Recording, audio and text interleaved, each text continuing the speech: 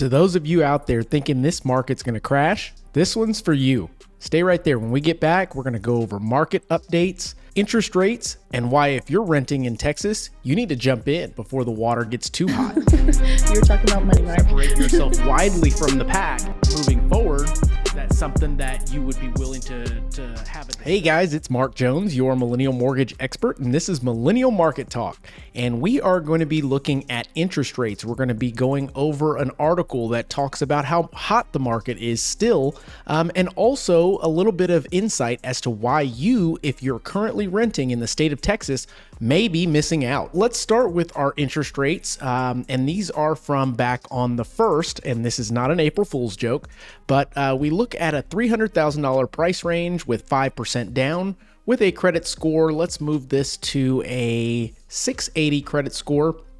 Looking at rates, 30-year fixed at 5.547, FHA at 5.859, and these are 30-year fixed rates, guys. So if I move this up to 720, it looks like it drops just a little bit, but as you can see, rates are well above the 5% mark.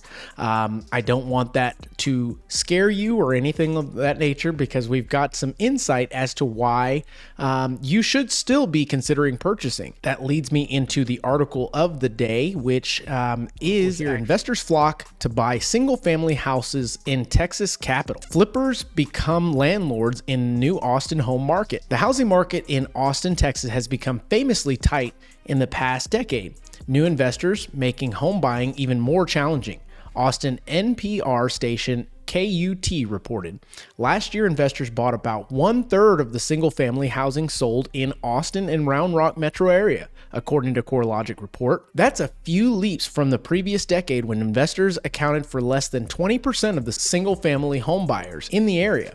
By CoreLogic's definition, an investor is either a non-individual that buys a home or a person that buys 3 or more homes at the same time. So that means that there are folks coming into our market and essentially just buying it up. And what you're hearing out there right now is that investors are making up about 18% of the market.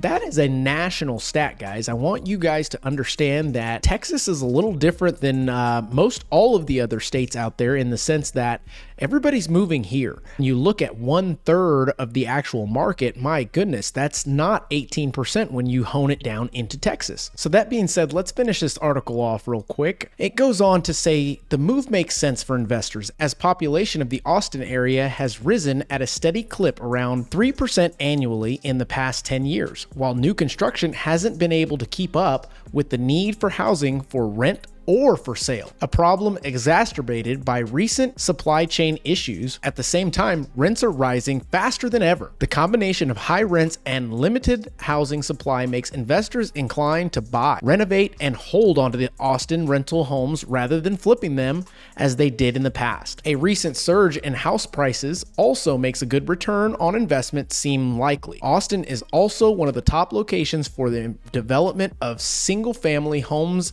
intended for rentals rather than purchase. So that being said, guys, I want to jump into some stats, some data that I have here, and I've pulled it up. I'm getting this from Redfin. Any of you can go to that actual website and put together any kind of different charts and data formations that you'd like if you want to get into the research of this. But as I dive in, I wanted to show you guys a historic snapshot of what property in America has done historically. Just as a extreme, I have California up here at the top, which back in 2013 looks like their median sales price was at $333,000. And as you can see now, their average or median sales price is sitting at $773,000. I mean, it is a far reach from what it was before. And as we can see, there's several fluctuations throughout. But what I want to do is take this other states off the screen real quick. But let's just have Texas on the screen, and let's look all the way from, let's say, 2016 all the way to now. And as we can see, each time there was a drop, we're only seeing a divot of about $15,000 drop. again, you'll see from 242,000 down to 228,000, which is about $18,000 drop. But in a short period of time, as you can see here, from 2017 all the way to current time, 2022, we see a steadily increasing trend in our property sales. That goes hand in hand with values. What we're currently sitting at as of February of 2022 is a median sales price of $346,000. That just goes to show that our market here is very stable. I wanted to be able to compare rent versus buying.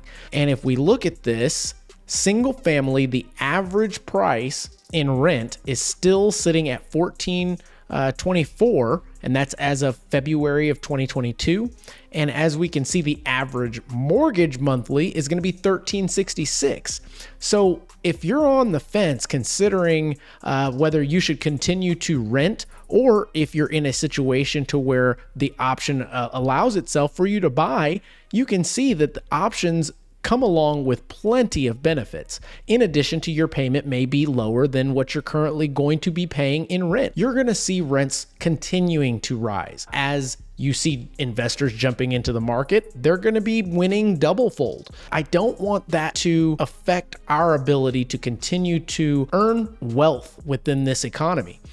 Property has been the one thing that we can rely on that will gain value over time. So a couple of examples that I have for you guys here when I'm looking at the difference in how much you're going to pay monthly for, let's say, an apartment, rental property, or potentially paying for a mortgage. And as I look at this chart here, I'm looking at a $250,000 home purchase on a conventional loan with 5% down. That would include your taxes and insurance in the actual payment. And I'm looking at an almost $1,800 payment monthly with the 5% down, including your taxes and insurance. Let's look at a $300,000 price tag with 5% down. We have options as a lender to provide you that don't have any monthly mortgage insurance. And I would recommend that you definitely ask your lender, if you're currently shopping around for mortgages, if they provide this option to you. This is also including rates being at a 6% interest rate. Now, we're not there currently, but as you can see, I want to set the right expectations for you. Who knows what rates are going to be at by the end of the year, but this gives you a little bit of leeway time to find that home. And as I look at the last one here, it's a $400,000 purchase price at 5%, and it is a lender paid mortgage insurance program to where you don't have any mortgage insurance and you've only put 5% down, giving you a payment of $2,812. For me, guys, I think that is almost a no-brainer if you're looking in the $400,000 price range, equivalent to, let's say, a 4 or 5 bedroom apartment or rental property, anything of that nature.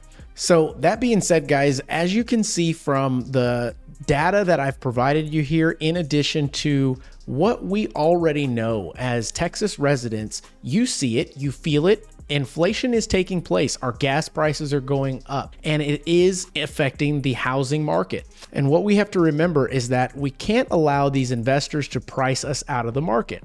You will be forever in a renter situation if you don't get a piece of your American pie now. If you are considering the option of purchasing versus continuing to pay rent or being stuck paying someone else's dream, look us up at LaCanteraLoans.com, and one of our loan officers will be providing you with all the options that you deserve. We will meet with you to go over all of the different options that you have, and we will explain it to you. It's a scary process if you don't have somebody there to helping you understand all that goes into it. My advice to those seeking home ownership, hang in there, guys. I believe we're going to be seeing quite a bit of new listings hitting the market here in the month of April. So if you're out there searching for a home and you're maybe 5, 6, 10 offers deep, by all means, hang in there, guys. You're going to start seeing some homes hit the market in your price range. I am challenging you to get creative, guys. If you are looking for primary residence and it's your first time, maybe consider something like a fixer-upper to where the mortgage lender is providing you with a rehabilitation loan or even a duplex that you can occupy one of the units and have the other pay your actual mortgage for you. So these are just some of the options that we go over with our customers here. And if you are looking to get your options, please visit us at LaCanteraLoans.com. And one of our expert loan officers will be providing you with all of your options in addition to the guidance that you need in order to become a homeowner in 2022. That being said, guys, I'm Mark Jones, your Millennial Mortgage expert, and you guys make today count. You were talking about money, right? Separate yourself widely from the pack moving forward. That's something that you would be willing to have a discussion about. Because they didn't get it. They were probably like, didn't get it. Yeah. To follow up with your clients to generate more leads.